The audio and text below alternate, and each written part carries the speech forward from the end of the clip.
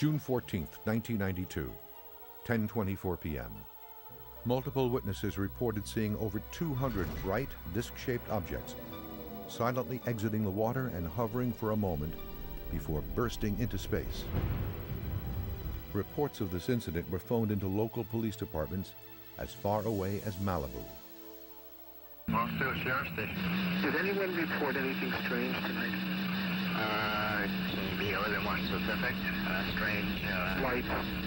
Lights? Yes. What exactly happened to you? I'm ashamed to tell you because I think you're going to think I'm crazy. We saw what we thought was a bright light up in the sky. Okay. We could hear it wasn't a helicopter. I'm telling you, I have never been more frightened in my life. FDR from July 1958 until December 1960 as a fireman and metalworks engineer. He says his harrowing close-range encounter with a large USO-like object in September 1958 off Guantanamo Bay, Cuba, has distressed him ever since. Brzezinski witnessed a cigar-shaped UFO traveling at an incredible speed toward the FDR. He also comments that the object made no sound and maneuvered unlike any man-made aircraft. We had no air operations going on. The flight deck was quiet up there.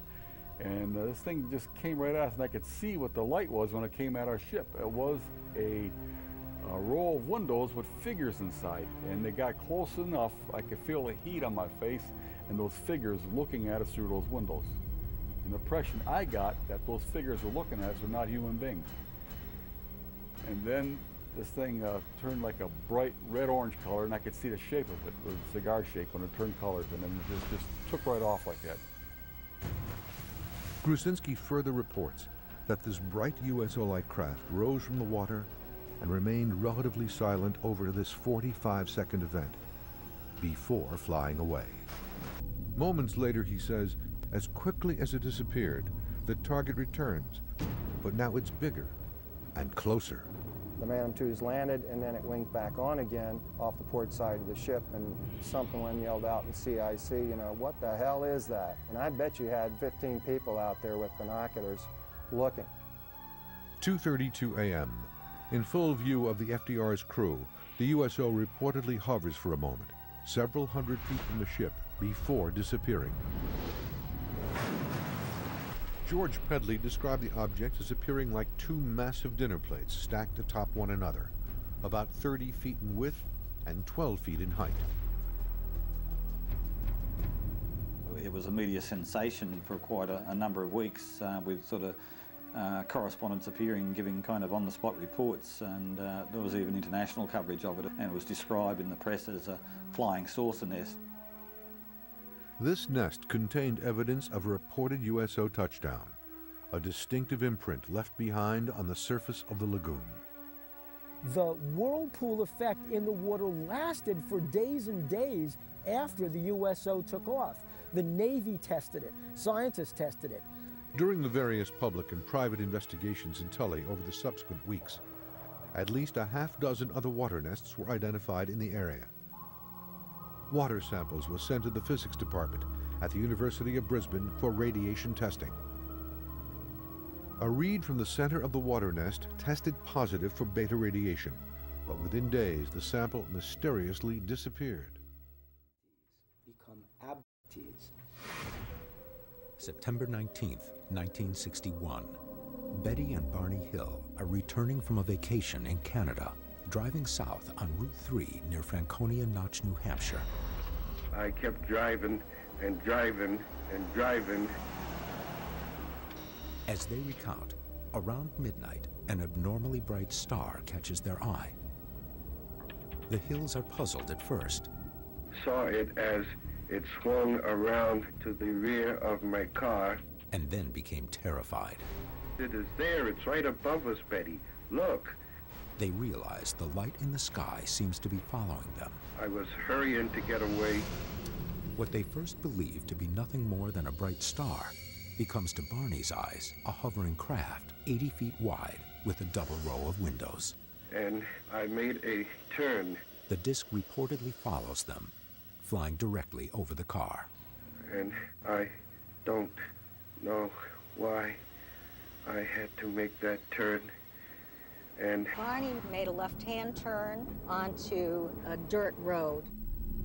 But there were about 6 to 8 men in the road, and they were confused. What are these men doing in the road? They really had no idea until the men divided into 2 groups and started to approach the car that they weren't human. It is here that things took a violent turn.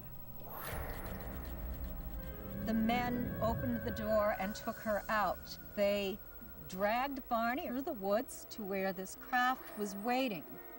The Hill's alleged abduction site was nothing but open countryside and forest in 1961. This was the key moment in which they seem to have crossed from frightened travelers along a dark road at night to actual abductees and subjects of creatures from another planet. They were brought here from the road. That's correct. And then taken aboard the ship here. Under hypnosis, they both revealed that they were taken up a ramp. Betty engaged in a struggle with these men, and this is where her dress was torn. Betty was taken on board the craft. Barney was taken to a room ahead of her. At which point they were subjected to various sets of medical experiments. Medical experiments and specimens were taken from their bodies. According to her account, Betty asked the alien entity where it came from and was shown a 3-dimensional map of stars connected by a variety of lines. Incredibly, during a hypnosis session over 6 months later, Betty was able to accurately recreate this star map. The system centered around 2 main stars approximately 39 light-years away from Earth. Astronomers did not map this system until 1972.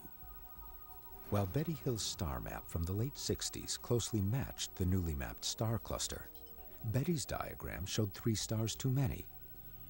The map didn't even match. But in 1972, when we had the technology to see that sector of space, what did we find out? The exact same 3 stars that Betty Hill said were there, and it became an exact match. Really? How could Betty Hill have identified the exact location of that star system and the exact configuration of those stars? She identified it, she drew it, she diagrammed it before we even had the technology. Unidentified objects streaking across the sky. Wow, look at that. Home video cameras capture it all. But why do these supposed UFOs keep appearing in the same places? Mexico, Brazil, even United States nuclear bases. Is it a coincidence? Or are these places, these events, proof of UFO hotspots?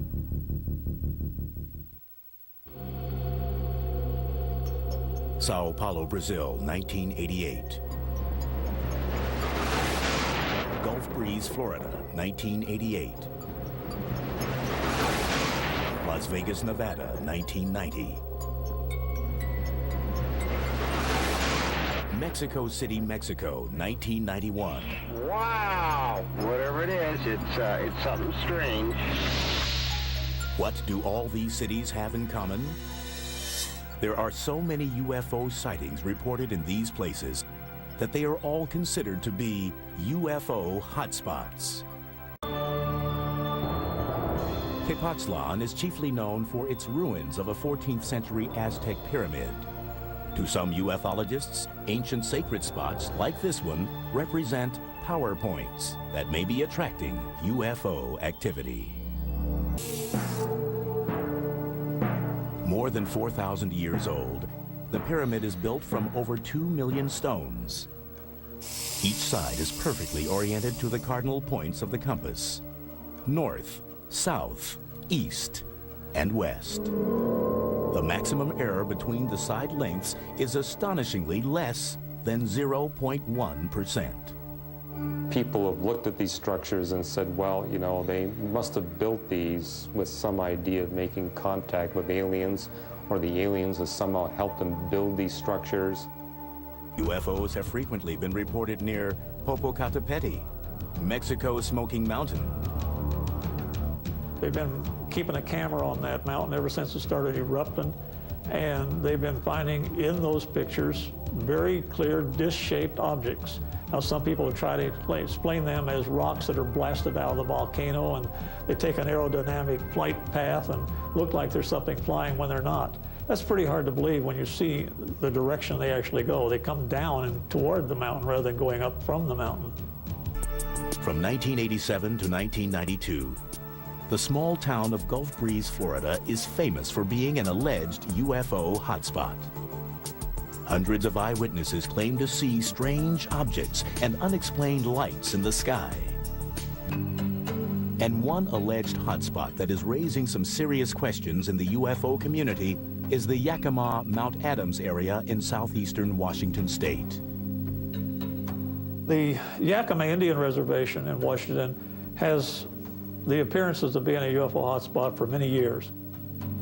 UFOs have been reported from the fire towers, from rangers, from people camping, that sort of thing, over and over and over.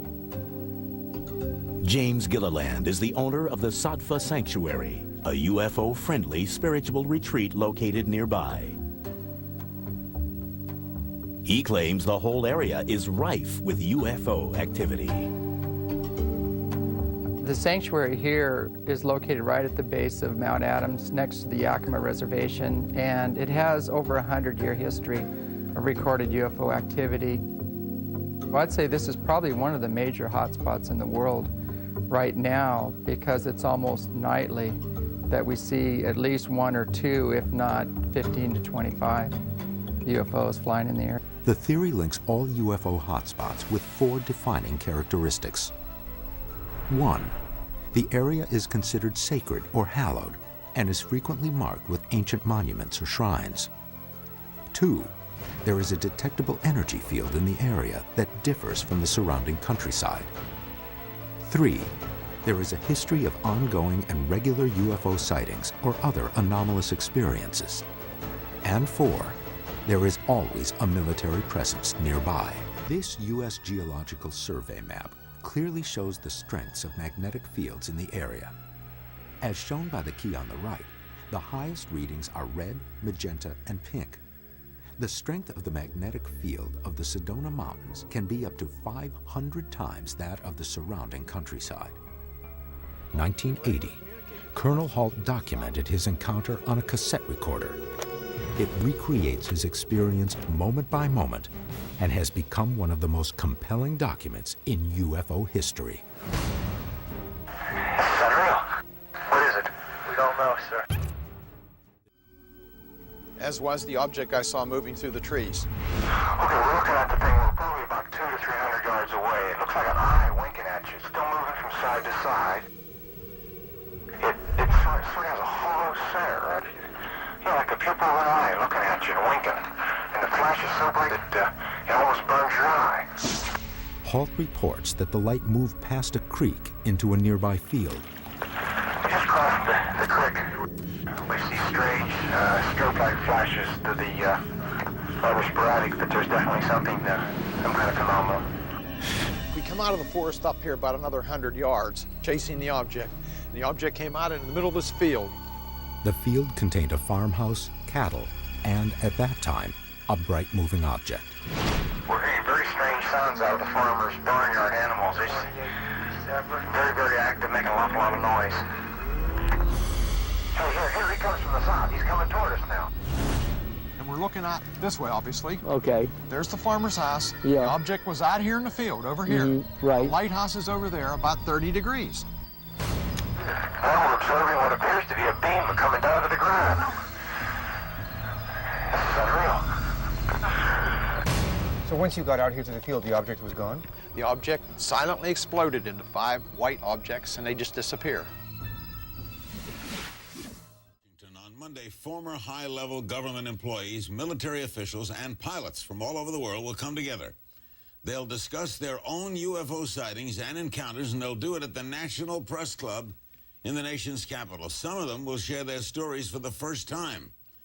This group has gathered together to call on the United States government to take an active role in investigating cases involving Unidentified flying objects, that's the topic of our program tonight. Our panel here in Los Angeles, Fife Symington, the former governor of Arizona, who in 1997 ridiculed an infamous UFO sighting by thousands of people in his state and later admitted that he himself saw a craft.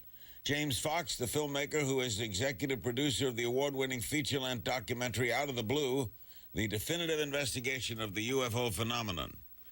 Colonel Chuck Halt, United States Air Force retired, was the deputy base commander of Brentwater's Woodbridge, a U.S. military base in Suffolk, England.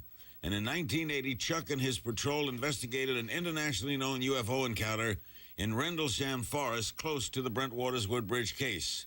Sergeant Jim Peniston, U.S. Air Force retired, was a Woodbridge security supervisor at that base in 1980, says he sat with a UFO on the ground for 45 minutes before it hovered above him and shot into the air at an unearthly speed. And in Copenhagen, Denmark, is Nick Pope. For 21 years, Nick was a government official for the British Ministry of Defense.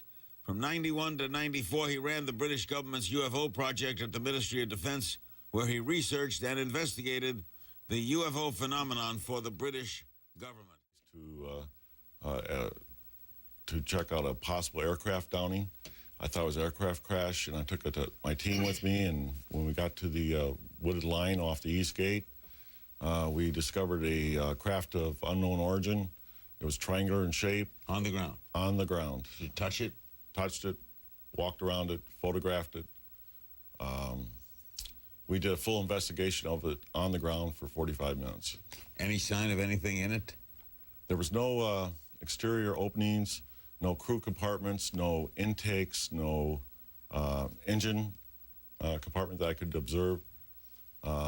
It was a very smooth fabric craft. It was black in color with lighting running through the fabric of the craft. Were you frightened? Yes, it was. I was very concerned. Where's your logbook? Can you show in my logbook with the symbols on it? Yes, as long as when I was taking notes, it was progressively got worse. Matter of fact, you can barely read my writing by. And then it took off, right? After 45 minutes, then it powered up with lighting and went to tree level and took off. And did it make sound like an engine? Absolutely, no sound and no air displacement. Just up. Up and gone. And the symbols, I think they're showing the symbols right now. Sorry. Yeah, there are the symbols. We'll check in with Nick Pope in a moment.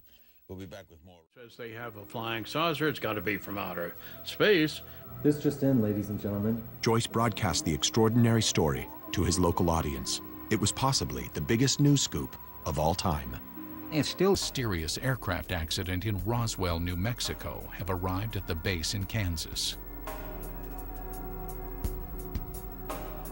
Corso, with his training as an intelligence officer, is intrigued by the shipment. At about 11 p.m., Corso says he enters the building where the Roswell shipment is stored. A guard on duty tells Corso that he has already looked into one of the crates making up the shipment and cannot comprehend what he's just seen. Corso then says he has a look for himself. It looked like a thin body, and a humanoid with a sort of a big head on it and eyes, but not too long, and not the shape of it was not as wide, as I say, as our bodies are. Corso says this was his first encounter with extraterrestrials, but it would not be his last, nor his most significant. We're extraterrestrial craft.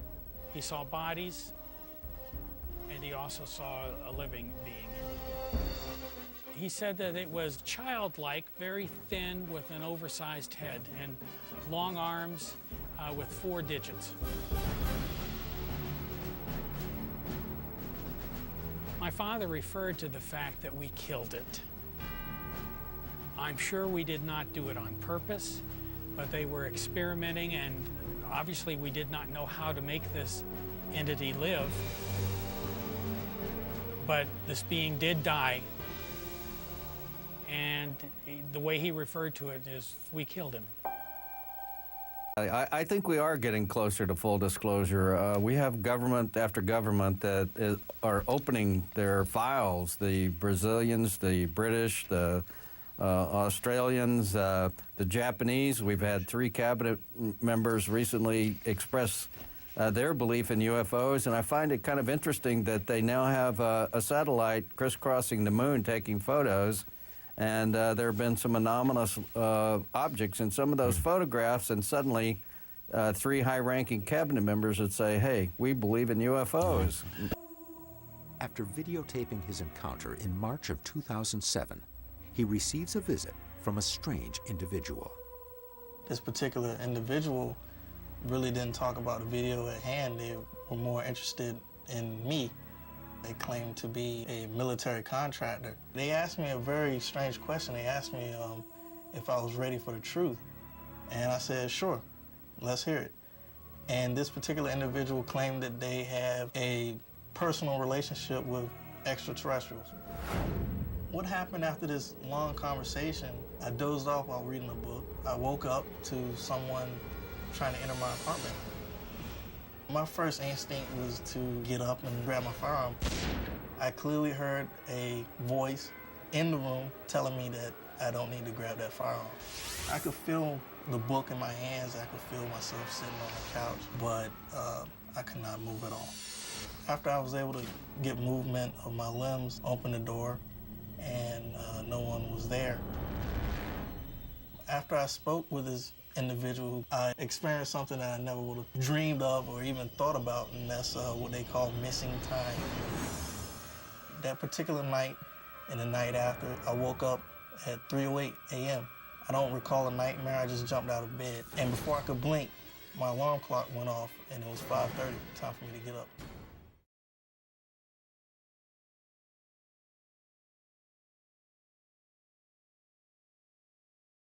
Rancho Santa Fe, California, the infamous Heaven's Gate cult maintains they have contact with an alien ship in the tail of the Hale-Bopp comet.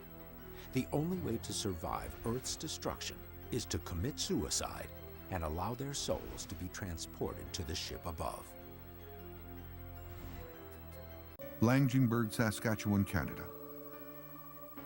For farmer Edwin Furr, a routine chore turns into one of the most frightening experiences of his life. Furr observed this object near the ground. He stopped and went over very close to it. And he could see it was metallic looking. It was flat on the bottom. It was domed on top. It was hovering just a foot or so above the ground. And he's 15 feet in daylight away from an object. No sound. It's spinning, rotating at a very high rate. In the surface of this thing, he said it had a very old and used up appearance. And in it, he could see dark sort of grooves. At the base, he could see a sort of wide belt that went around the lower section. Shocked at what he encounters, Furr slowly retreats back to his tractor, hoping to escape from the object. As he climbs back on, his shock turns to terror when he realizes it's not just one UFO, but an entire fleet. And he could see there were 4 more, and they were sort of equidistant from each other in a semicircle around the high grass. All same type of objects, same configuration, same color, all rotating. The ground, or the crop underneath the object, was spun in a spiral. And the plants were rotated and knocked down underneath each one of these. After hovering in the field for a few minutes, the objects begin their ascent. The objects ascended silently, vertically, in a step formation. Object 1, 2, 3, 4, 5. And as they ascended vertically, silently, he could see beneath each object 2 vent-like extensions, out of which there came a 6-foot-long plume of gray material.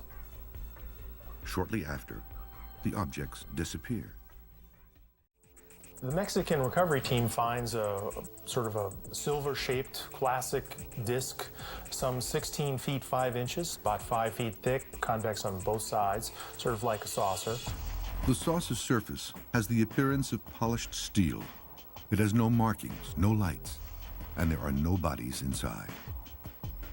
However, it does appear to be damaged in 2 spots, possibly caused by a collision with a civilian plane, and then falling to the ground. Immediately, Mexican officials declare a radio silence on all search activities, while U.S. surveillance scopes out the situation. The U.S. was keeping tabs again through its what I call the spy surveillance network, through their satellite surveillance as well as airplanes that were flying over at low altitude. American surveillance reveals that the Mexicans have placed the UFO on a flatbed truck and moved from the crash site. Then some say satellite photos were taken that reveal a startling discovery. The Mexican convoy has stopped, and something has gone wrong.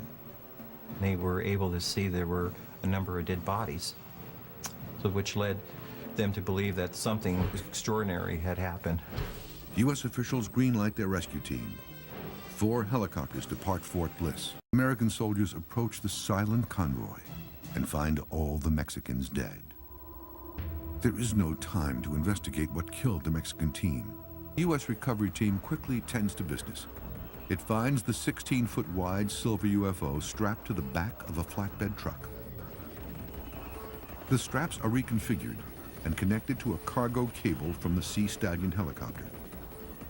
Safely secure, the estimated 1,500-pound disc is lifted up and headed back to the U.S.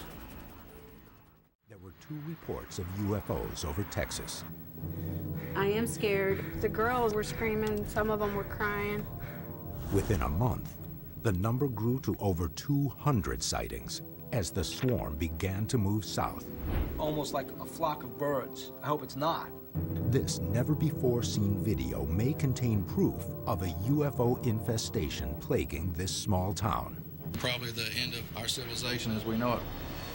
From police officers' testimonies It appeared to be spinning. to video and photographic evidence seen for the first time, I can't explain that. and startling eyewitness accounts, the team investigates the most recent and biggest UFO sighting in American history.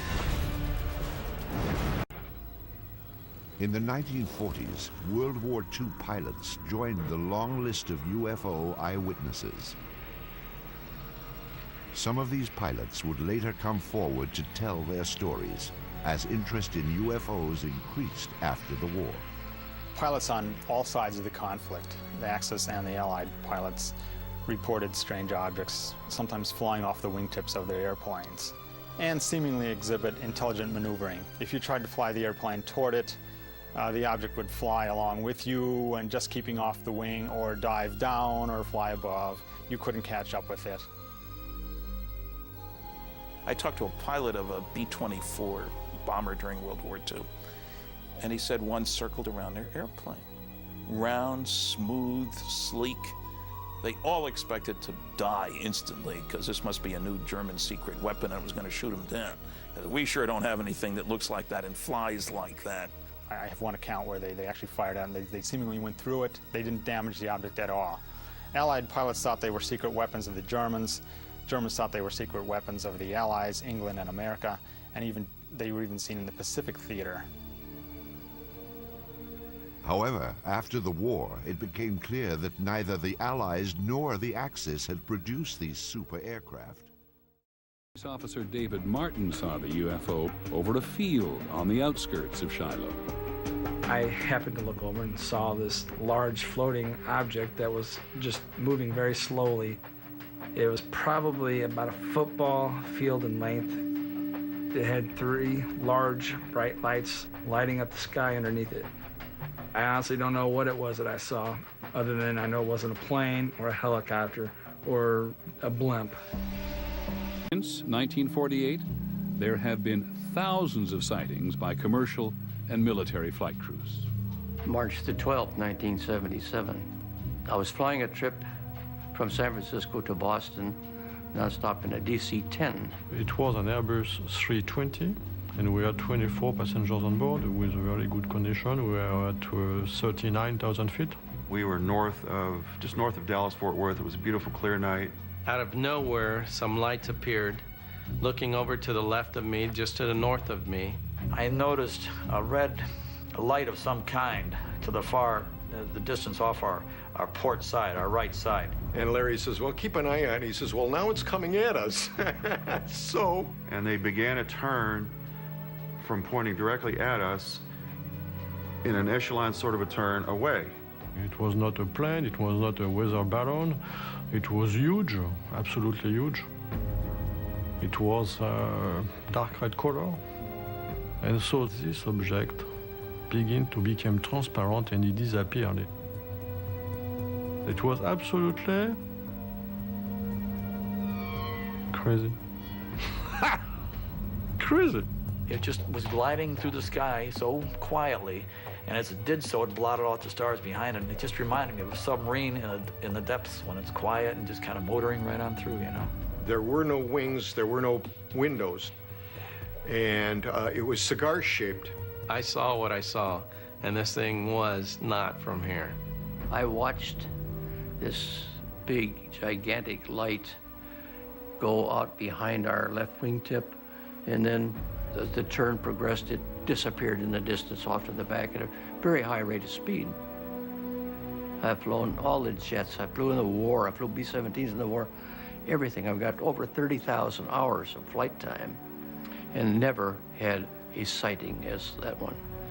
So it was once in a lifetime. In the fall of 1948, Air Force investigators were convinced by the testimony of pilots. In a remarkable top-secret report to General Hoyt Vandenberg, the Air Force's Chief of Staff, the investigators said the Earth was being visited by alien spaceships.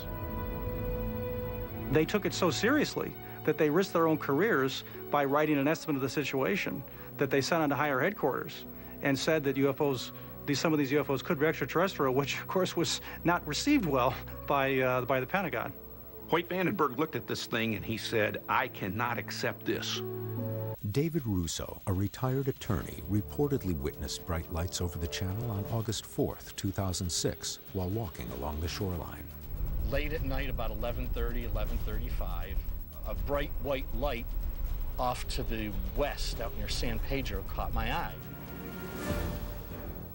And it was moving towards the water at a very steep angle, moving pretty quickly.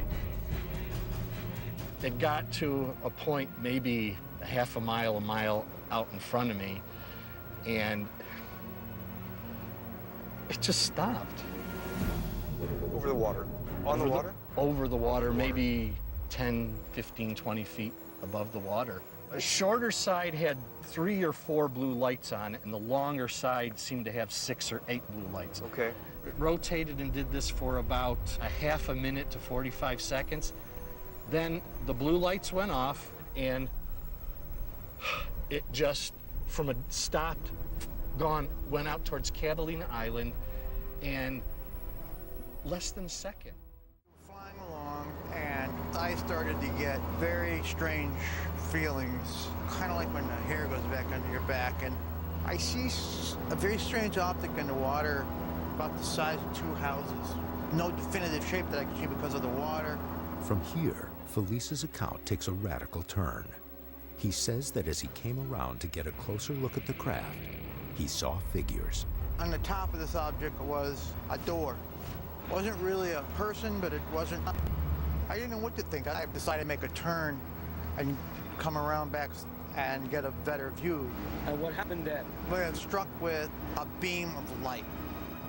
According to Felice, after he made this turn, he was blinded with an extremely bright light emanating from this object. The light tracked him for the next 34 seconds. At the same time, it seemed to also take control of the plane's instrumentation. It was alive. It was like a liquid light. That's when sound started shutting off.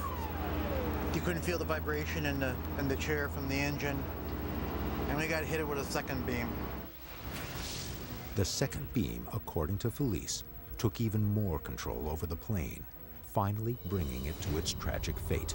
The inside of it was glowing, and I knew we were moving because the light was becoming more intense. And it seemed as though we would pass through not a doorway physical, but a doorway of a port or some sort of framework of the light. If you were to take a rod and push it straight through a globe in the middle of the Bermuda Triangle, the other end would emerge in the Mariana Trench off the southern coast of Japan. Amazingly, the Mariana Trench is one of only a few places on Earth to have the types of undersea vents crucial to the development of life. This area is often referred to as the Dragon's Triangle. There's a triangle off of the coast of Japan. It's called the Dragon's Triangle. It's an area where ships, airplanes disappear. It's similar in some ways to the Bermuda Triangle. Significantly, both triangles contain some of the deepest trenches of the world's oceans. The Mariana Trench, at over 11 miles, is the deepest spot on the planet. On the other side of the world, at the southern tip of the Bermuda Triangle, lies the Puerto Rico Trench, the deepest part of the Atlantic. The Puerto Rico Trench is about 8,350 meters deep, or about 5 miles. The two deepest points on Earth, lying on the same latitudinal plane, directly across the globe from one another. Can this be just coincidence, or possibly something more? The Dragon's Triangle in Japan is similar in some ways to the Bermuda Triangle. So we have a multiple situation here where perhaps there's black holes in these areas that cause a lot of problems and disappearances. Perhaps the Bermuda Triangle is connected to the Dragon's Triangle by a simple wormhole. In deep space, some theoreticians speculate that each black hole is connected to a corresponding white hole. Between them lies a tunnel snaking its way through dimensions we don't yet understand. NASA calls these theoretical passageways wormholes. A wormhole is basically a shortcut through time and space. If you were to travel through a wormhole, you'd actually be going minutes where it'd take you years to travel that distance. Could these two mysterious triangle regions on opposite sides of the Earth be connected by a wormhole-like corridor? Is there a logical explanation for the Dragon's Triangle? Absolutely none. You know, all kinds of scientists, geologists, people that have studied the weather try to figure this out, and they can't come up with anything.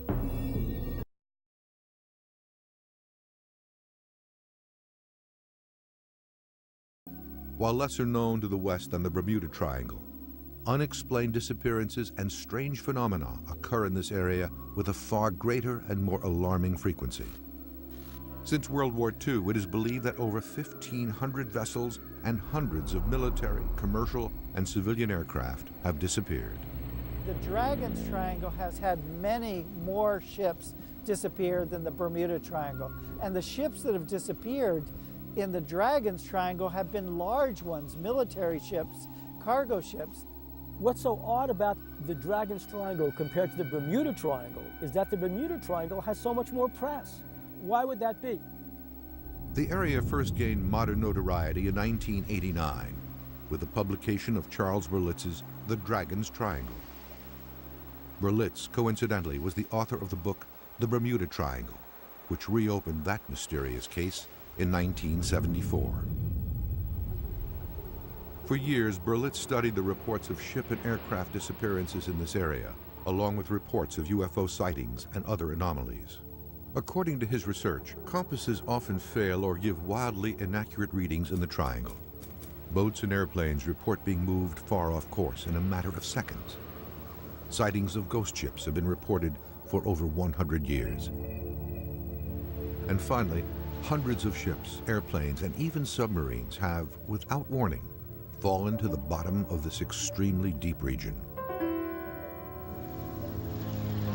One of Berlitz's most terrifying and puzzling unsolved cases involves what he considers unseen and unknown forces that pulled legendary pilot Amelia Earhart down to her death in the heart of the Triangle in 1937.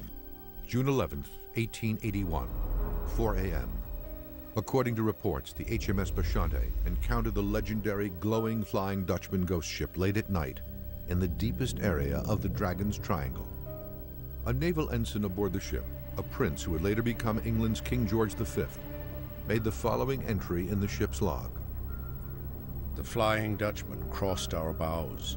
She emitted a strange phosphorescent light, as of a phantom ship, all aglow. She came up on the port bow, where also the officer of the watch from the bridge saw her.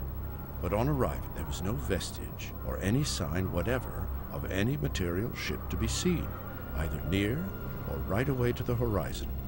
The night became clear and the sea calm. If you were to go to a UFO convention, and there are hundreds of them every year, you would likely find a lot of attention being paid to people who say they have been abducted by aliens.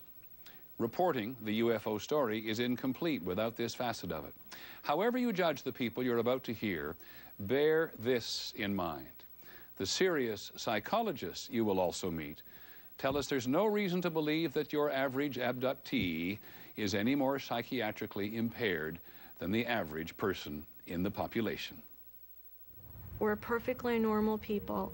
We're probably your coworkers, your family, or your friends, and we're having quite extraordinary experiences. And we're all trying to understand what's happening to us, who's doing it, and why.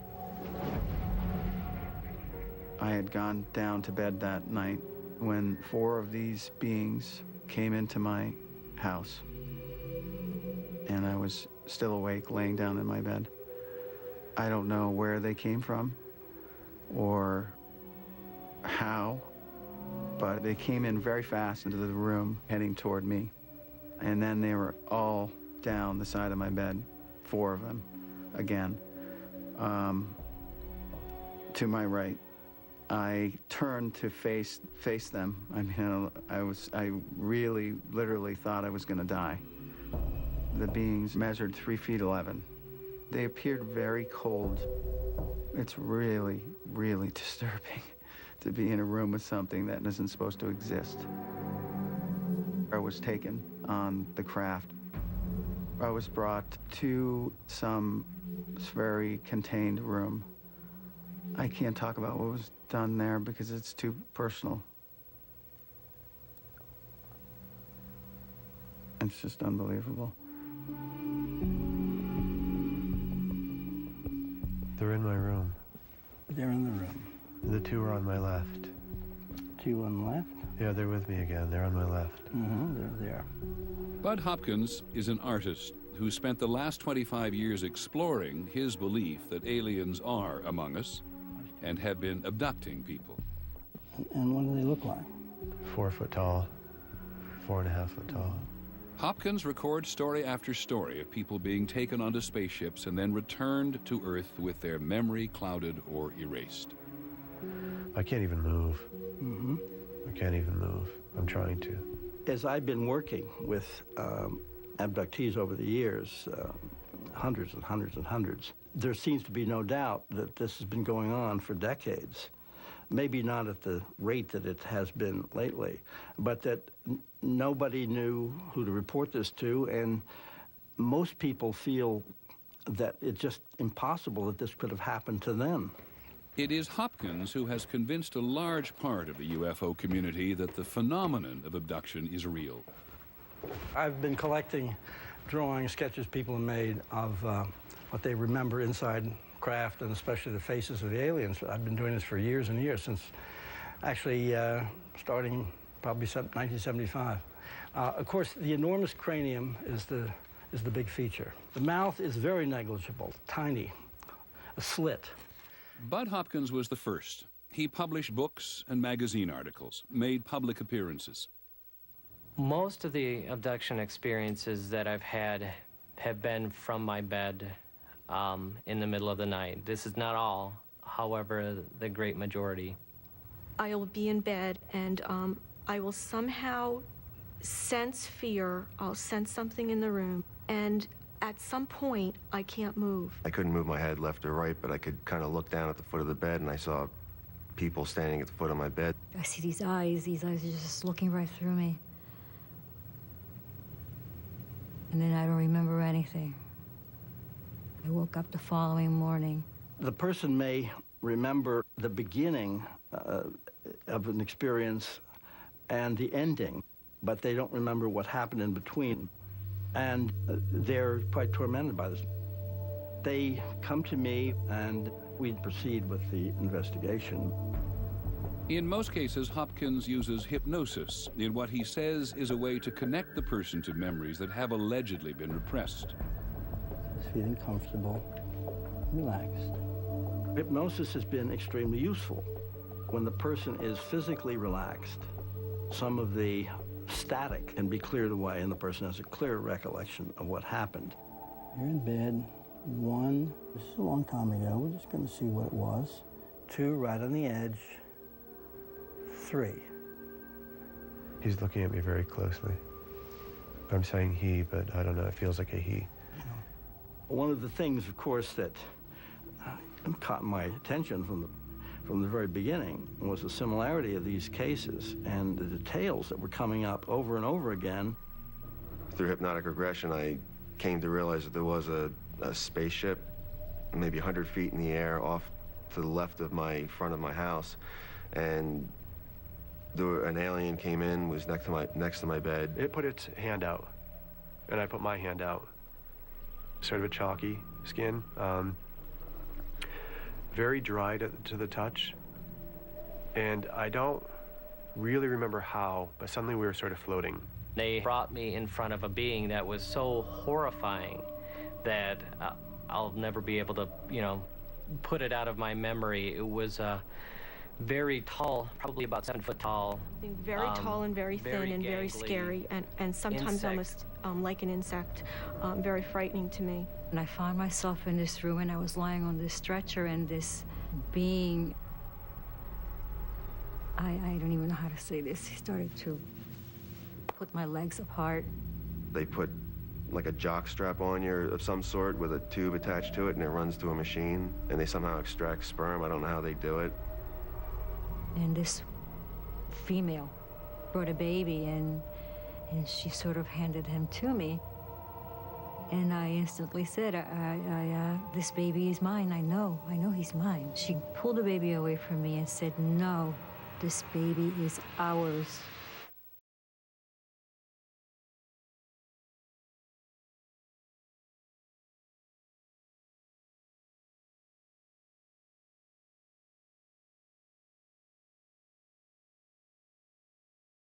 A powerful predator is stalking rural North Carolina.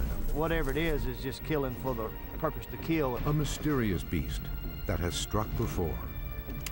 A bizarre killing pattern. It didn't eat them, it didn't drag them anywhere, it just left them laying. All their throats were slashed. With violent attacks. Mutilations being strange. You have even higher strangeness of huge sounds and nothing there, or complete silence with what looks like helicopters. Well, I think people are seeing something in the sky while this is happening. Beforehand, people will hear loud noises that they describe as being similar to a jet aircraft engine. Sometimes it's so loud that their whole house vibrates. Other people are seeing bright orange lights in the sky. So we really don't know what we're dealing with, but this is a very common part of the cow mutilation case, is that you'll get reports of UFOs in the area. You find that the cow had dropped on its muscles. It's consistent with people who said they've seen animals drop from glowing discs in the sky to the ground. They rushed to a remote canyon on his property 7 miles away. And you just saw this today? This morning, yep. Well, she could have died last night. She could have. She could have been here, as far as I know, 48 hours is just my guess, because I didn't see anything sitting here yesterday. But I could have just So it could be past 48 hours. It'd have to be between last night and now. Witnesses have described a dark brown beast, 4.5 feet long, with a face like a cat, claws like a dog, and teeth like a vampire. Bill Robinson is a resident of Bolivia, North Carolina, several miles from Bladenboro. In October of 2007, his 3-year-old pit bull, Ray Ray, was one of 10 dogs found slaughtered over a 2-week period. My son was the first one that alerted me to it. He was like, Dad, something's wrong with Ray Ray. I was like, what do you mean? He said, just you have to look at him. he's just laying there. So I go out the back door, and I see him, and the closer I get to him, I can tell that something's not right. Usually he's up jumping around. So when I got to him, he was flat out, and he was a little lower than he should have been. And so when I reached to pick him up, he was a lot lighter than he should have been, because he was pretty stocky for a pit bull.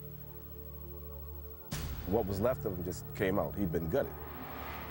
I took the body and I untangled it from the chain, and I decided to take him and bury him.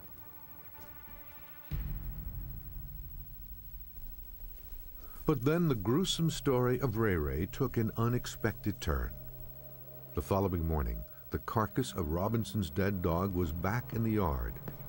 It was laying in exactly the same spot where it had been first discovered the day before. I found that kind of alarming because I know I buried him pretty far off, and what would bring him back?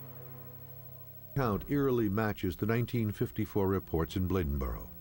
The animals killed back then were also attacked around the neck and left uneaten. As a nationally recognized expert on animal behavior, Kay provides expert witness testimony in a variety of animal-related legal situations. She is puzzled by the photos and by the lack of an alert from the local canines. The fact that all their throats were slashed, the fact that none of them were eaten, that's the one thing that really backs me away from it being a dog, or even if it were a coyote, if the dogs in the area saw it, they would go off. Could it be some strange creature that's out there in the woods that's all around? I suppose it could.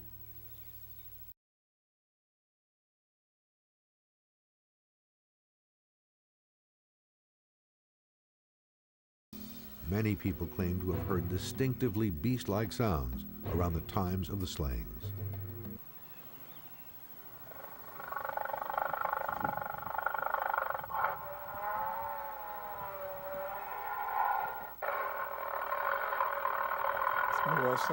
Quick sound like that.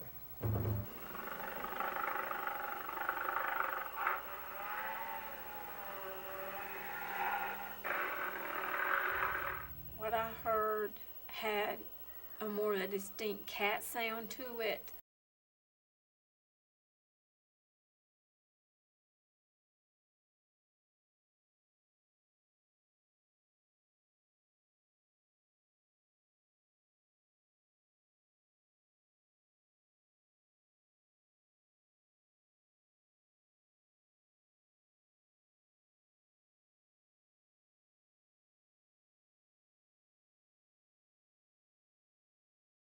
Dr. Phillips Stevens is a professor of cultural anthropology at State University of New York in Buffalo. One of his interests is the study of belief systems, which includes both religion and folklore. There is a class of folkloric belief in hairy, humanoid, or human-like creatures that is reported from every region of the world, living undisturbed in a pristine wilderness. If there is a population of these creatures, as there very well as there must be, if we're going to see any at all, they've got to have moms and dads, right? And presumably they want to reproduce themselves. There must be others, and there must be a significant number of others. Where are they? The footprint is 17 inches long and measured with a ruler. There are many tales in China, particularly in the mountains. Most eyewitnesses describe the wild man as 5 to 7 feet tall, walking upright on 2 legs with long reddish to brown hair. The creature is said to be muscular, but not as large as the North American Bigfoot and Canadian Sasquatch. A professional with over 15 years' experience as a ranger, Yuan knows every animal in this forest. But this was something he'd never seen before. The Yeren was sleeping, so I yelled to try to wake him up to see what he would look like. He just kept lying there, looking at us. To get a better look, Yuan sat and watched the creature with his binoculars. It was like a brown, kind of reddish brown, that kind of color. It was about 16 inches higher than me, so that means over 6 feet high. After a few minutes, the creature got up and walked away. I wasn't really sure that was Yeren, but it was kind of weird that he walked off on two legs. It wasn't a bear. When Roger Patterson, an amateur filmmaker, set out to Bluff Creek to do a documentary on a recent footprint discovery. But what Patterson found shocked the world. He shot 953 frames of film that many believe is the best evidence of Bigfoot. You will see that film in its entirety for one of the first times on television. Patterson passed away in 1972, never wavering from his story. But he was not alone on that fateful day. A massive bicep in the arm was, wide like that. And as it moved, you could see the muscles ripping in the thighs. Researcher Linda Godfrey has recorded the testimony of hundreds of eyewitnesses. This man says it stared him down as he drove by. And this woman was only 7 when she saw the dog man. These two said the creature jumped off a bridge in front of them. This man has been filling his life with images to help him cope. And this man says he has seen the beast 5 different times. 2001, U.S. Special Forces led an intense bombing campaign of the Tora Bora cave system. In its aftermath, the military implemented a sophisticated communication system to track enemy movements. But something deep inside the caves was interfering with their surveillance. With his discharge only days away, Marine Sergeant Carlos Ramos was teamed with Corporals Latrell Wade and Derek Sawyer to complete a very dangerous assignment.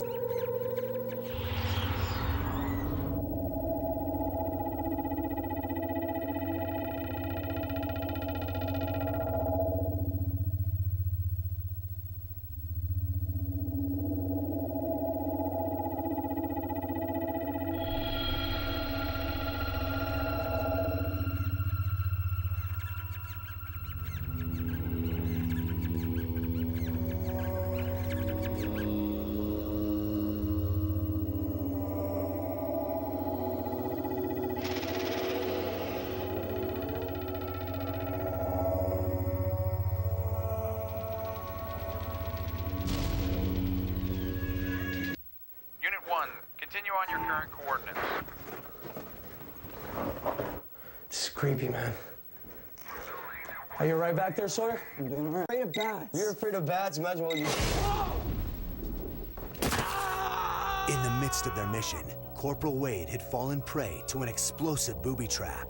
The ground beneath him gave way, and he plunged more than a dozen feet down to a lower chamber. Now cut off from radio communications, Ramos and Sawyer began their descent to assist their fellow soldier.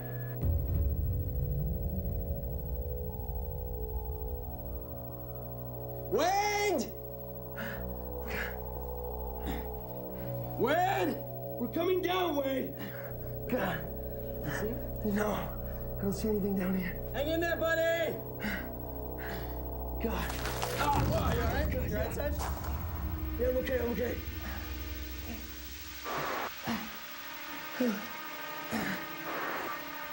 Wade! Wait, look at me. Are you okay? Oh my God. You okay? Sorry. Yeah. Something is down here. Okay, Wade, listen to me. What's down here? Something is down here. Wait, listen to me. What'd you see, Wade? Hey, hold on, man. Listen to me. Everything's okay. You're seeing things. You're back. Like a lady. Looks like some woman. Hey, you saw a woman? Sawyer! He said he saw a woman! Shut up! There's a woman down here that's dodging. Listen to me! Dude! Listen to me! Don't you understand? He's hallucinating, man! Get yourself together!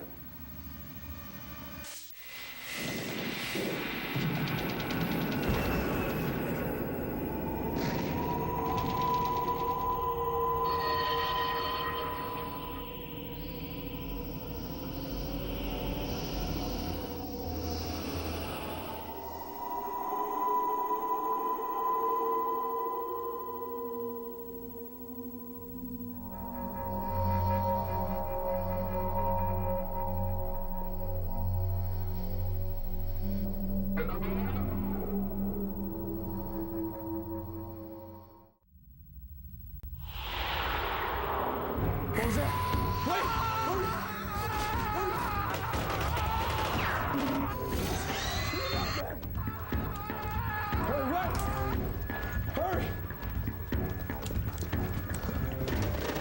Oh my God! Is he? Oh my God! Wade! Wade! Wade, are you okay, man? Wade, wake up! Oh my! So, he's gone. What did this, man? What did this? We shouldn't have left him, man. God, we shouldn't have left him. Look at. Sorry. They're trying to freak us out. They've done their job. Well, we gotta keep going. Let's follow the signal. We gotta do this, Sawyer. Sorry, Wayne. Come on, follow me.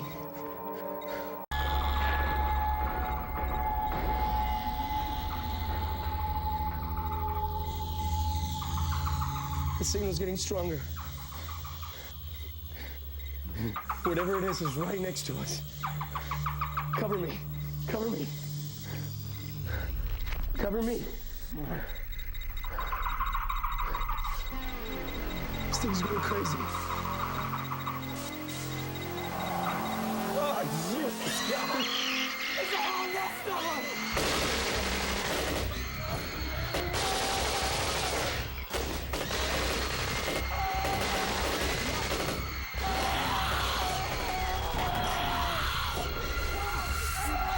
A rescue team located Sergeant Ramos near the mouth of the cave. He suffered extensive blood loss, but survived the attack and was taken to a military hospital for treatment of a rare form of rabies. After several months of quarantine, he was reunited with his wife and child. The bodies of Corporals Wade and Sawyer were never recovered. The injuries sustained by Sergeant Ramos indicate that whatever attacked the three soldiers that night was much larger than any bat species known to humankind. The evidence prompts us to speculate. Do they live among us?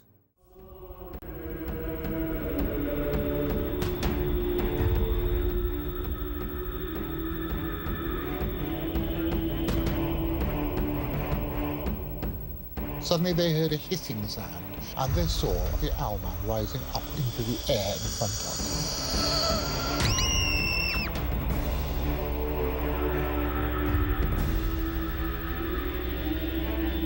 It was a demon. Over the next 30 years, a string of other owlman sightings took place, and a legend was born. I saw a demon beast. The demon beast. Peter Gray was accustomed to documenting mysterious phenomena like ghosts and other worldly entities. He videotaped his cases for both serious study and popular television. Known for his steady nerves, he and his research partner Jolene Sherrock were summoned to a small California town in 2007 to investigate what was being reported as demonic activity. Witnesses believed a mysterious winged creature was haunting the local church and its parishioners. What ultimately proved to be their final case together was filmed, but never aired until now. These are their tapes. Thank you so much. Yes, nice to meet you. Hi. How are you? Graham Bolting interview, marker. Specifically, I'd like to hear more about the paranormal activity that people have been experiencing. Yes. Well, I've sort of had to think outside the box on this one because we really can't pursue this through normal church channels. Generally, our congregation has been encountering what they've described as a demonic presence for many years now. And they've described it as a large winged creature the size of a man with pointed ears and red glowing eyes. And usually when they've seen it, it's been hovering over the church, or they've encountered it also in the forest outside the church. Hazel, who you met earlier, is one such example. She's quite frightened and confused.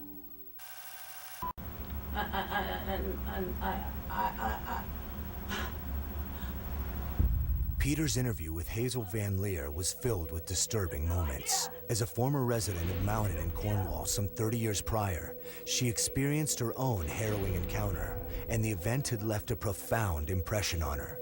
she was convinced the creature had somehow followed her to the States. I think he's going to appear.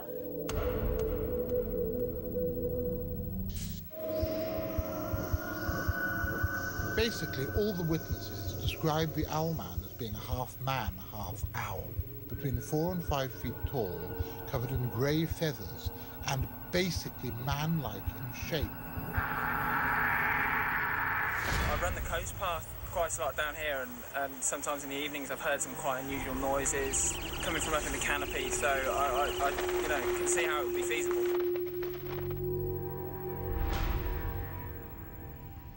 Interview the family of Sue Ann Mills, a little girl who had also witnessed the mysterious creature.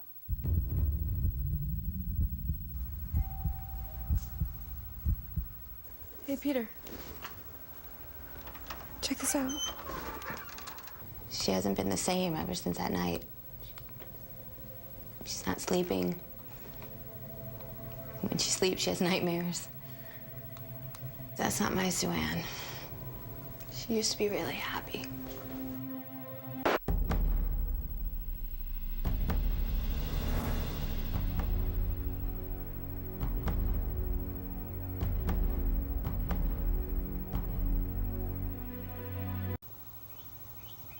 Hi, my name's Peter. Can we speak to you for a moment? Sue Ann Mills interview. Would you tell me about what you saw in the woods the other night? I'd like to hear about it. It was a demon. Well, what makes you say that? By the way it made me feel. Do you think you could tell me how it made you feel? Hot. And scared. It was chasing me. It wanted to get me. It still wants to get me. It knows you're here to stop it. It's coming back to stop you. Owlman and West Virginia's Mothman are two of cryptozoology's most enduring mysteries, and eyewitness accounts report eerily similar qualities. Both are reported to be winged bird-like humanoids 5 to 7 feet tall with wingspans of about 10 feet. Each have large, glowing red eyes and are typically sighted in communities near wooded areas. Both have been associated with paranormal activity and UFO conspiracy, and the origins of both creatures remain unknown. Despite grave concerns for the welfare of his clients, paranormal investigator Peter Gray determined the best chance for tracking the creature was to return Sue Ann to the site of her original encounter. We'll be using an IR camera, which will help us capture images in the dark. And I will also be bringing along a thermal camera, which will help us detect any temperature fluctuations. Additionally, we'll be running digital audio recorders, which will help us capture any EVP.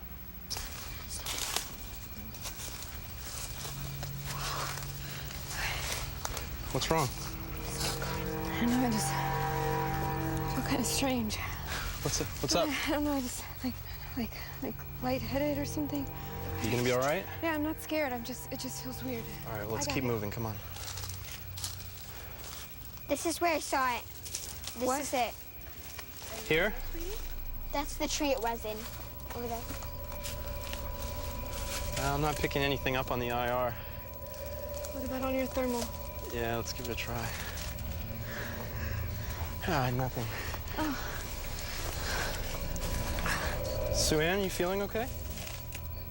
Yeah, I'm fine. Just a little red hot. So are you.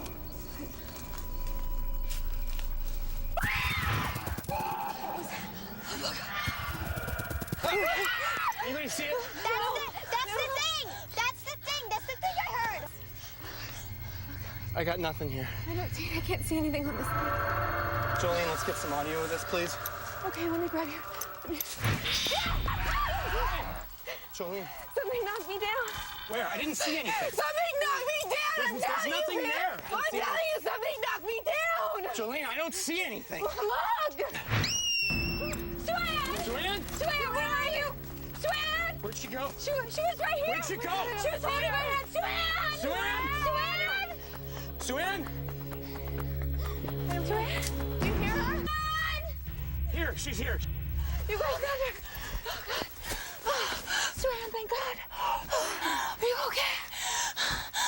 It knows you're here to stop it. We have to go. We have to go now. I feel dizzy. All right, come on.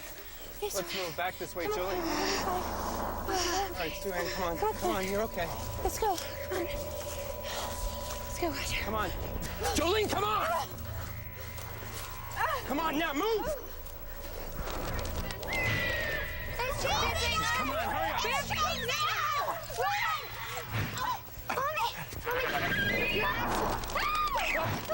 Come on, get up, get up. Jolene, take my hand. Come on, let's go. Come on. All right. All right. Guys, move.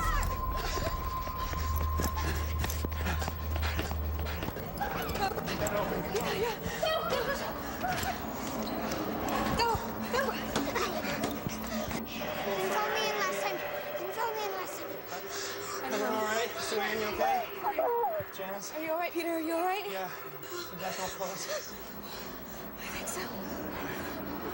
Didn't follow you in here? No, we're safe. All right, I don't see it. But I want you to stay away. Stay away from us. What is going on here? We just came from the woods. We saw it. It was the creature. It was there. What does it want? It wants the child.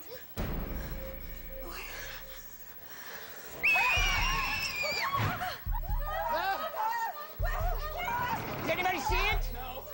Let's all try and get to the altar. It's the holiest place in the church. Okay, come on, go!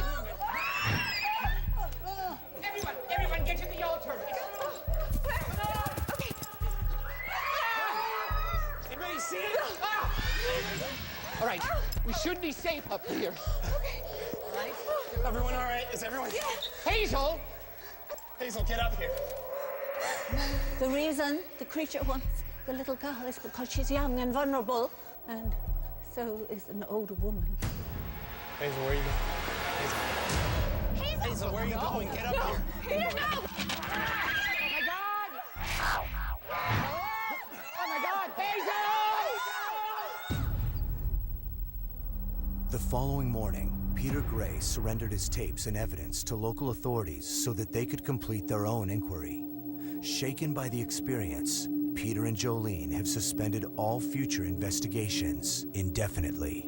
Hazel Van Leer has not been seen again since that night, nor has her body been located. Whether or not this strange phenomenon had indeed followed her here from her native Cornwall will probably never be established.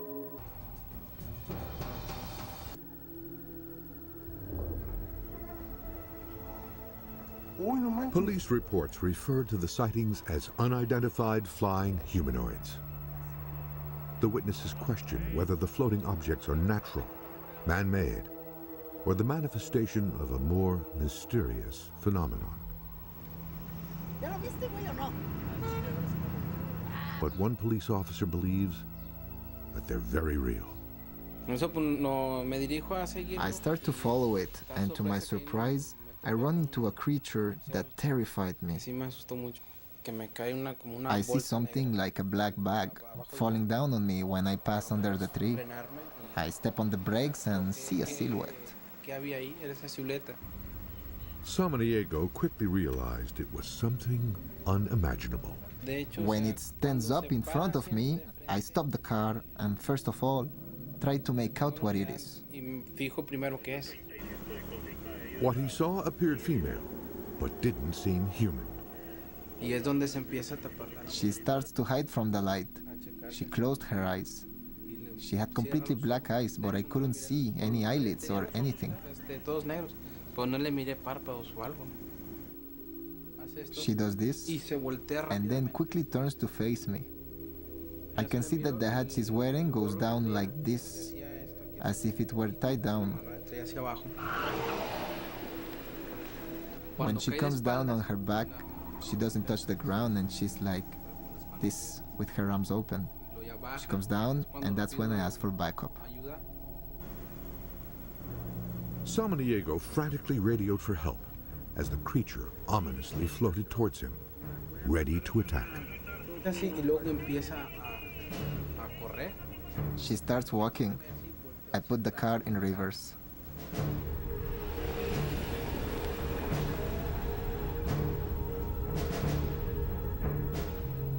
When I arrive at the street corner, I hear her crash against the windshield. And then I see her like this, and I move back, scared. I didn't know what to do. Samaniego was knocked unconscious by the flying creature during his encounter. Later, another officer found me and woke me up. They say that she slapped me 3 times. I don't know. I wasn't aware of anything then.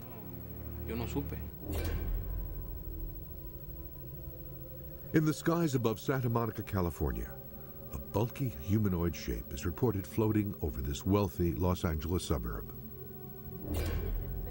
Here, a dark, human-like form is seen above craggy peaks near Monterrey, Mexico, close to Samaniego's encounter. Further to the south in Mexico City, several airborne humanoids are filmed drifting above this metropolis of 22 million people. This strange phenomenon has been reported across North America, with similar objects reported in the skies above Arizona, Wisconsin, and Washington State. Staples, Minnesota, a remote town 150 miles northwest of Minneapolis. She was driving home one night when she says she hit an enormous hairy creature. It was just getting dark, and I was driving down the road, and I was going about 35, and all of a sudden a big black thing just rolled across my vehicle. Her car struck the animal head-on, and the impact threw the animal into a ditch. As the collision happened, Schlutner got a good look at it. It was probably like 7 feet tall, like a lot of fur, dark, kind of looked like a bear on 2 legs, but bigger, and almost looked like a person at the same time. We could see it was pretty big, and it was moving pretty quick on 2 legs. Right after that's when I unjammed my gun and shot it. And that's when it stumbled back and started to come forward. I shot again. Kirk believes he hit it in the chest, but the wounded beast disappeared into the woods. We were both pretty accurate shots at what we could see of the figure, and they're pretty powerful rifles, so it should have took it down. We know for a fact we hit what we shot. 2007, junior executive Matthew Barton traveled to rural Falk, Arkansas in an effort to endear himself to the family of his new fiancée, Abby. His future brothers-in-law, Levi and Corbin Knox, offered to initiate Matthew into the family tradition of deer hunting. It was the first time he had ever held a gun. Oh my God. Together, the hunters ventured deep into the bottomlands. But when their presence awoke something hidden in the remote wilderness, the real hunt began. These are their tapes. The hunters reached their tree stand perch, but after hours of waiting with no sign of deer, they became restless. Listen up, Matthew. You're gonna remain stationary while we go off into the woods and we flush these wily snipe towards you. As the second one gets near you, you gotta whack it with that stick. Whack it like this. Bag him. You guys are having me on. What do you think? Does this look like I'm having you on? That's serious. It's not. We'll be up here? Okay. Come on, we gotta get down there. Matthew! Matthew! Matthew! Oh my God! What was that thing? What the hell was that thing? You saw better than that. What the hell? Oh my God! I never seen nothing like that. Matthew! Levi, Abby's gonna kill us if we don't find him. Abby, get out of my face! Matthew! What if he's dead? He's not dead.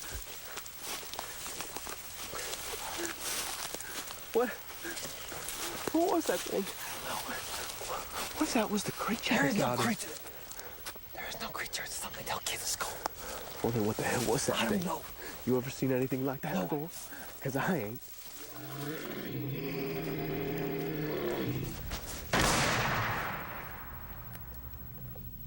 Are you crazy? crazy? Quiet down. You could have shot Matthew.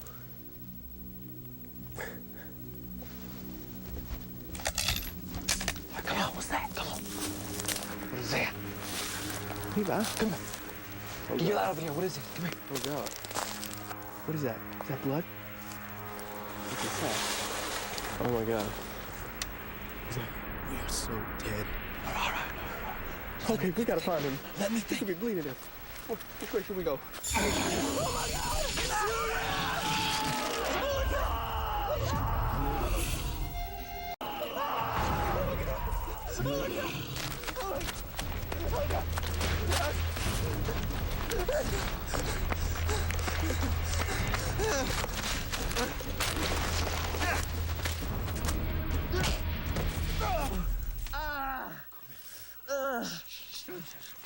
You okay?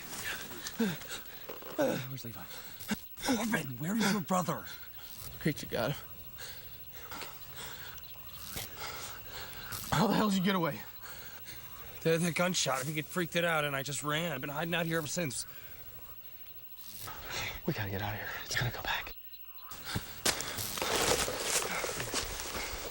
Look, if we can find the tree stand, we can wait this out, or we can take a shot at it. I honestly don't think I can find it. We'd just be sitting ducks out there in the dark. Look, all right. Give me the camera. What are you doing? Are you crazy? No, look.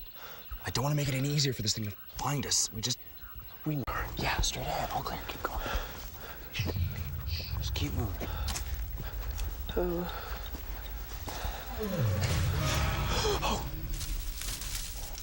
Fine, we're fine. How is that? If you see anything at all, you just tell me and I will shoot. Okay, just keep moving. Oh my God. Where is it?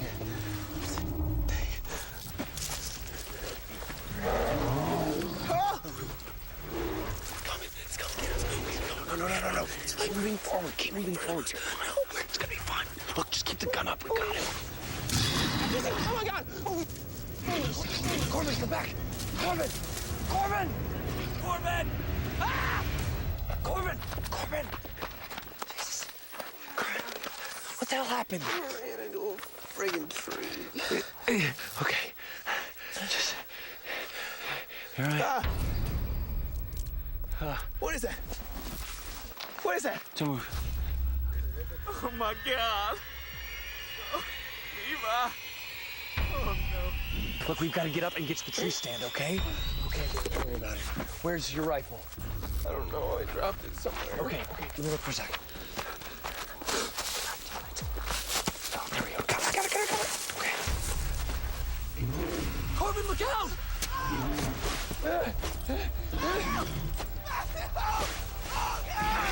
Oh God!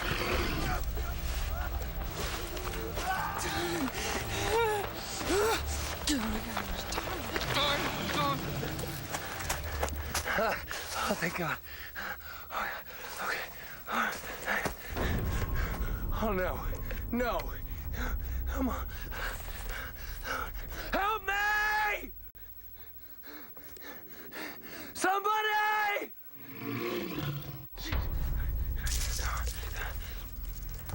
Damn it. Come on.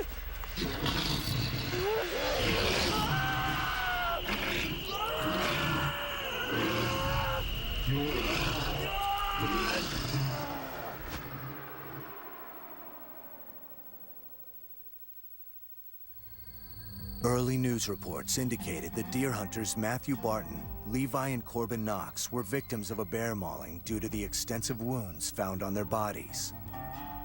But for locals of Fouke, Arkansas, the incident is regarded as yet another thread in the larger fabric that is the lore of the southern Sasquatch. This legend remains very much alive, just as the many others that persist despite a myriad of mysteries.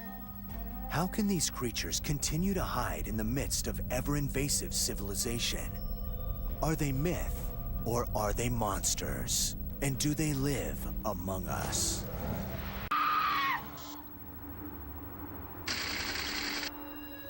Over a period of 8 months, a series of grisly homicides had come to be known as the Beast Killer Murders. For his first feature project, indie filmmaker Austin Pace began a documentary following the search for this animalistic serial killer.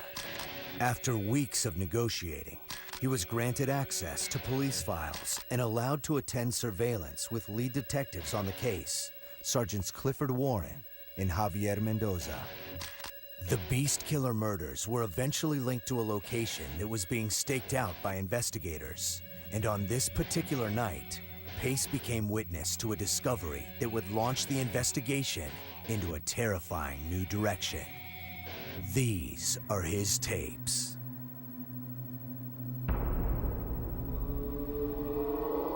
All right, Detective Warren, thank you for having me. First off, why are we here? What brings us to this place, and why do you think the suspect's inside? Well, we don't know the suspects inside, but this bar is a common denominator for all of our victims. All of our victims were seen at this bar at some point before being discovered. Now, this is a documentary, of course, about serial killers. I've done quite a bit of research, and I know that each case is unique and has its own sort of trademark. What makes this unique? There are a lot of things that make this case unique. Claw marks, teeth marks, post-mortem trauma that I've never seen before in any of my cases. Plus, we're getting animal and human DNA profiles and killers leaving fur. Keeps checking the door, totally fits the profile. What's the profile? 25, 45-year-old white male, loner. Oh, he's not alone tonight, man. You see this girl he's with? Way out of his league. Are most of the victims female? Yeah, up to this point they have been. Anything about this guy? Anything else? Oh, man, he's just sleazy. I don't know. I'm just getting this vibe from him. Any chance he made you while you were in there? No. He's totally fixated on this girl. He didn't even notice me. All right, check it out. Here they come, right here. That's him? Yep, that's Same him. girl? Same girl. They're getting in the car. Might be on the move here. Dispatch David 2 Adam, wants and warrants on 3 John King Adam 134. Here they go, they're gone. Local NCIC. David 2 Adam, copy. There they go. Yeah, this is our guy. Yeah, I'm driving.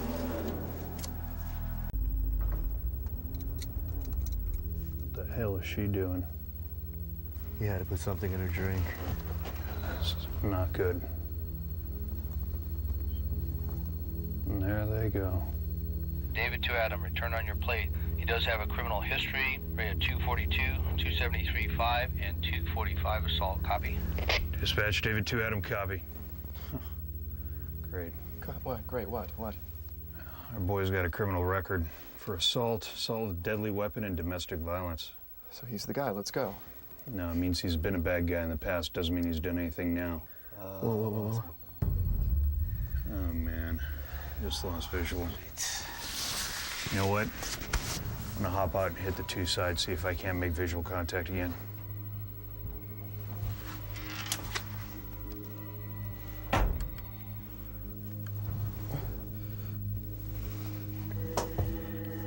What's next, man? Well, he's just getting a closer visual, making sure everything's okay. Right now we wait. If there's anything wrong, he'll let me know. Well, whatever that's gonna be. Right now.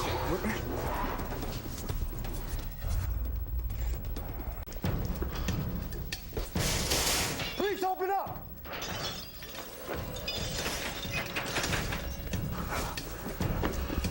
Get back in the van now. Your partner entering on the 4 side. You take the perimeter.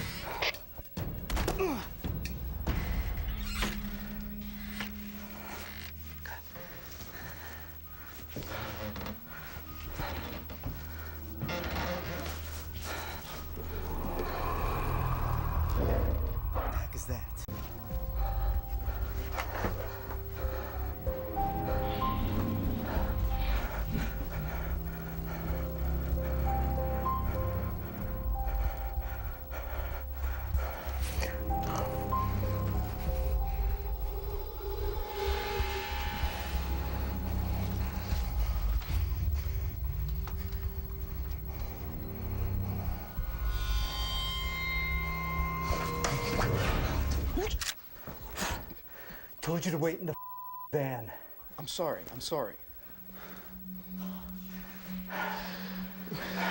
Mendoza, the kitchen. Come check this out. Copy.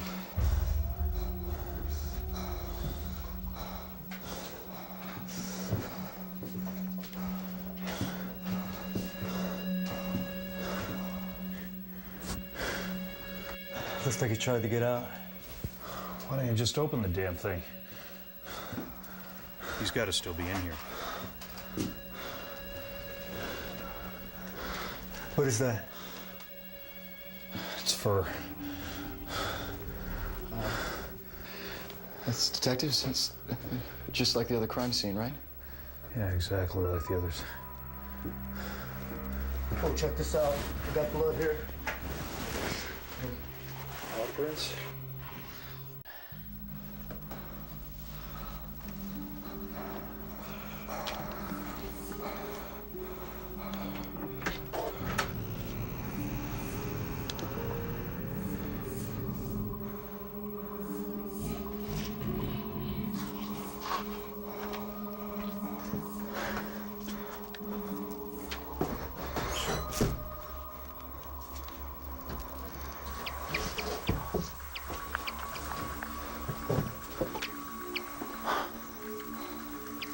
What's this?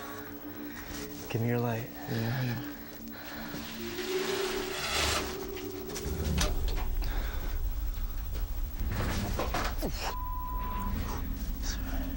It's just a furnace.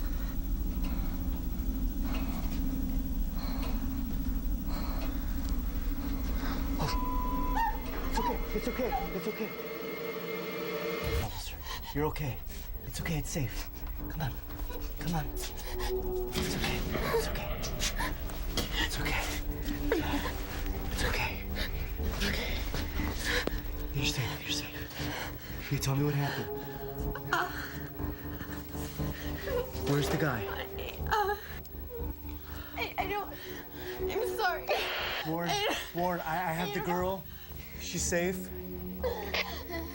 Warren, do you copy? Stay with her, okay? Wait. Stay with the girl. Hey, look at me. It's okay. Hey, what's your name? My name's Austin. What's your name? Sophie. Sophie, it's nice to meet you. Hi. Don't worry about it. I mean, these two guys are the best, all right? They got it. They're gonna get him. They got him already, okay? Okay. All right.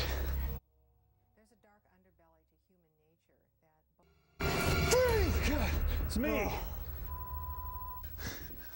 I found the girl. Where? In the basement. She's okay. She's with Pace. So we got nothing. Perp's still in the house. We gotta find this guy.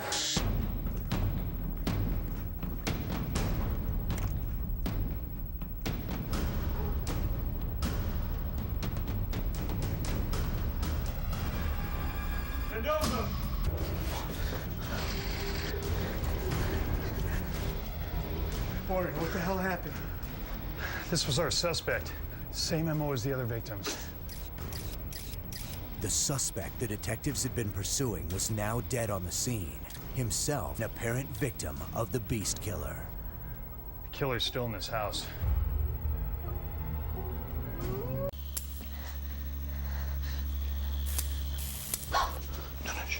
Shh.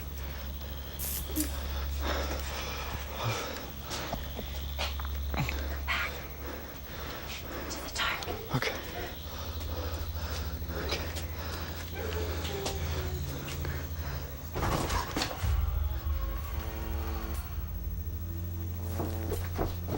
Back away from the girl. Why? Get away from her! Back away!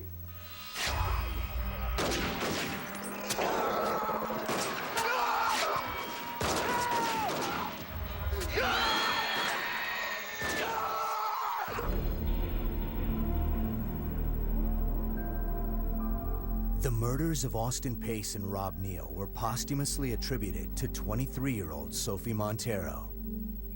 Detectives Warren and Mendoza were separately granted paid psychiatric leave after the incident, and both have since resigned from the force. Extraordinary evidence surrounding the Beast Killer case and questions regarding Miss Montero's ability to have carried out each of the ghastly crimes, the case remains open. The term werewolf does not the official files, though careful analysis of Pace's footage raises a provocative question. Are the savage beasts we fear merely reflections of our primal selves? Or do they live among us? Hey, baby. Andy Miller was 2 years into his political science degree when he made his first trip back home. He had intended for his parents to meet his new girlfriend, Jennifer, and introduce her to the ranching life in which he was raised. When she couldn't make the journey, he decided to videotape it for her. So what's up? What you doing, Dad? Well, I've got a sheep that's probably gonna be having a baby here pretty soon. I need to go check on her. Oh, wow. Yeah, that's right. Hey, you know, I bet Jen would enjoy seeing that, wouldn't you, Jen? Yeah, that would be really interesting, Mr. Miller. What do you say, Dad? Mind if I tag along? Sure. Why not? Nice. There we go. Great. Have a good time. Thanks. What the hell?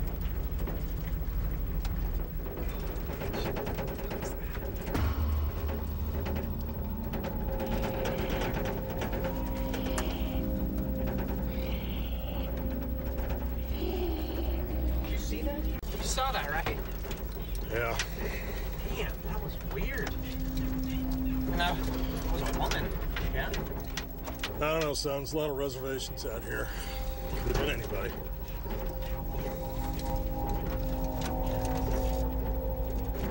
The skinwalker is considered a witch. The Navajo name is Yenadalushi.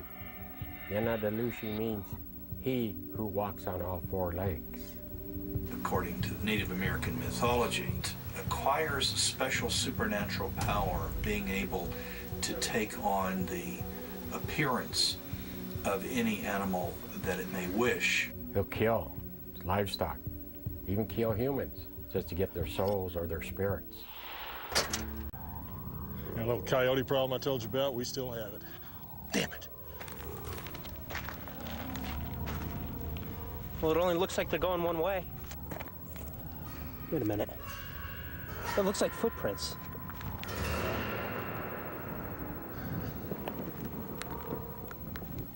You hear that? The hell's that? Family member voices. It can sound like your wife, your neighbor, your child, anybody he wants to. Sounds like Mom. She might be trying to call me on the radio. Might be something going on. Radio's not on. What?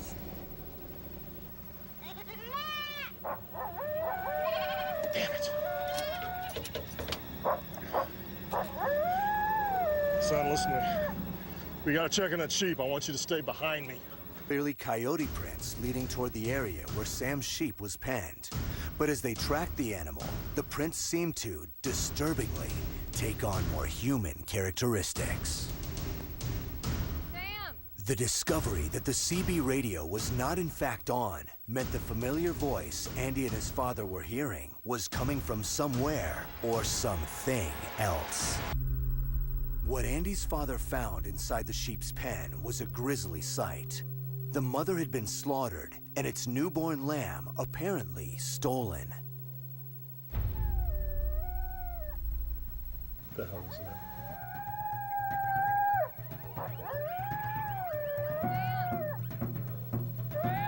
So we gotta get home right now. Right now, let's go.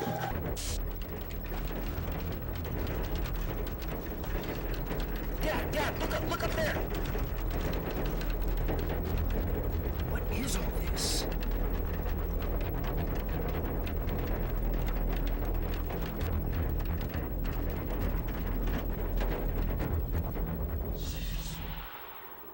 Yeah.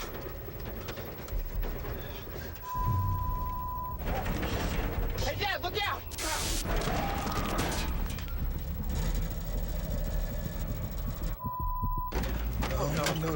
No. Dad, did we hit her?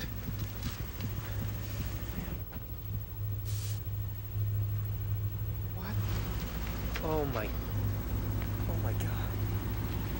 Go. Oh, hey, sweetie. Hold on.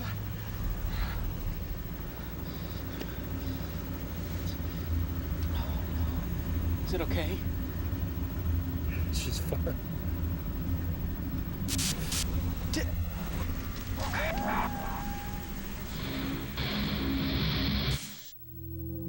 Andy Miller returned to school with far more questions than answers. Impacted by the mysterious events back home, he eventually switched his major field of study to Native American mythology.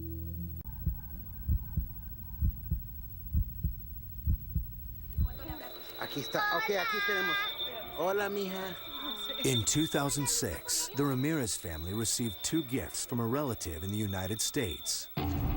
One was a video camera for their daughter Ava's 9th birthday. Papi, ¿lo puedo usar? ¿Quieres usarla? Ok, pero con mucho cuidado, mija. Okay. Ok, perfecto. Ok. ¿Qué quieres? No se te caiga, pues. Carta de tu hermano. ¿Ah, sí? Sí, te lo dice tu abuelita. The second gift was a letter stating that a coyote had been hired to smuggle them across the border. The journey was more dangerous than anyone could have imagined.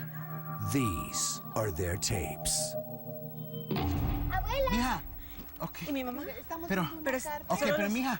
¿Qué pasó? Eso es súper Pero bueno, los quiere decir tres. que- Most of the recent chupacabra activity has been in Mexico. I've been patrolling these back roads for a long time, and I've never run across anything like this until that day. It looks a lot like this creature found dead in Cuero last year. No, ¿qué? No, tranquila, mi amor, tranquila. Tu papi ya lo resuelve. Ya, mami. Ok.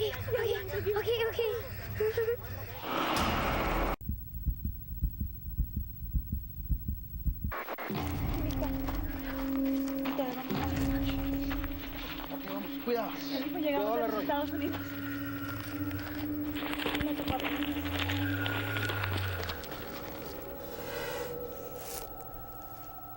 Yo oigo algo.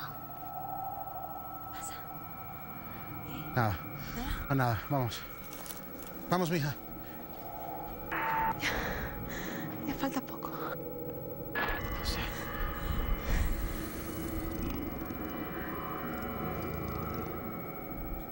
Nada.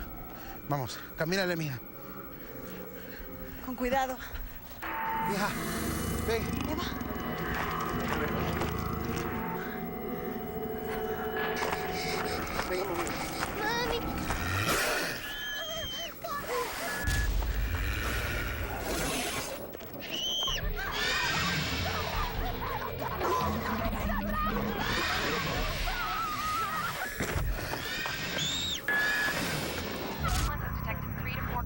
You should see him, right? Surveillance has detected 4 crossers. At first they said there were 3, then they said there were 4, and now there's none. It's not making any sense. We're losing some of them. Unit 2, please respond to scene.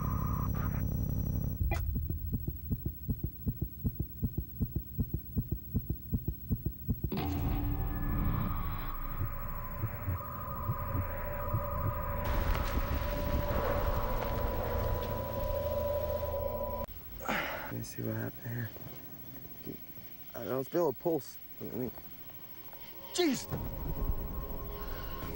Come look at this. Right here. I don't know about the heat, man, but this one's got 3 puncture wounds, and you know what? I don't see any blood. Exposure, heat stroke, and dehydration are the most frequent causes of death at the border. However, the evidence here pointed to something far more mysterious. Oh, God. This one's got the same thing. 3 puncture wounds and no blood.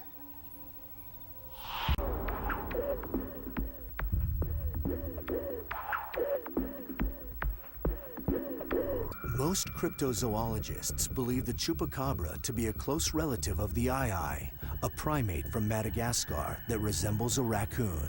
Others speculate that chupacabra are alien creatures. On occasion, there have been UFO sightings at the same location as chupacabra attacks.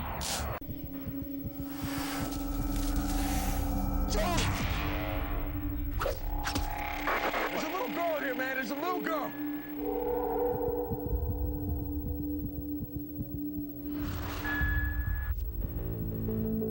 Agents Valentine and Santino discovered Ava at the scene, unhurt, but clearly terrified. What the hell's that? I don't know, man. It's coming from there. Like nothing I never heard before, man.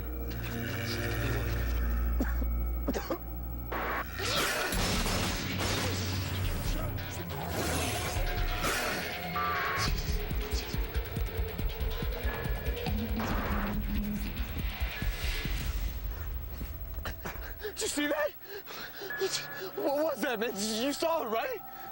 You saw it. Jeez.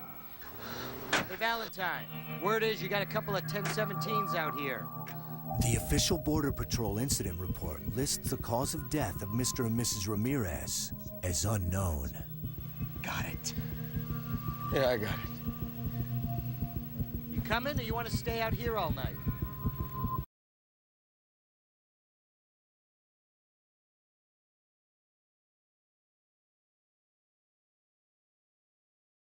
Starting verse 20. Once having been asked by the Pharisees when the kingdom of God would come, Jesus replied, "The kingdom of God does not come with your careful observation, nor will people say, 'Here it is,' or 'There it is,' because the kingdom of God is within you." Then he said to his disciples, "The time is coming when you will long to see one of the days of the Son of Man, but you will not see it. Men will tell you, 'There he is,' or 'Here he is.' Do not go running off after them. For the Son of Man in his day will be like the lightning, which flashes and lights up the sky from one end to the other. But first he must suffer many things and be rejected by this generation. Just as it was in the days of Noah, so also will it be in the days of the Son of Man.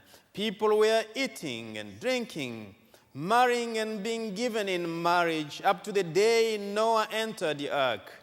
Then the flood came and destroyed them all. It was the same in the days of Lot. People were eating and drinking, buying and selling, planting and building. But the day Lot left Sodom, fire and sulfur rained down from heaven and destroyed them all. Matthew 25:34. Then the king will say to those on his right, "Come, you who are blessed by my Father, take your inheritance, the kingdom prepared for you since the creation of the world. For I was hungry, and you gave me something to eat. I was thirsty, and you gave me something to drink. I was a stranger, and you invited me in. I needed clothes, and you clothed me. I was sick, and you looked after me. I was in prison, and you came to visit me." Then the righteous will answer him, "Lord, when did we see you hungry and fed you, or thirsty and give you something to drink? When did we see you a stranger and invite you in, or needing clothes and clothed you?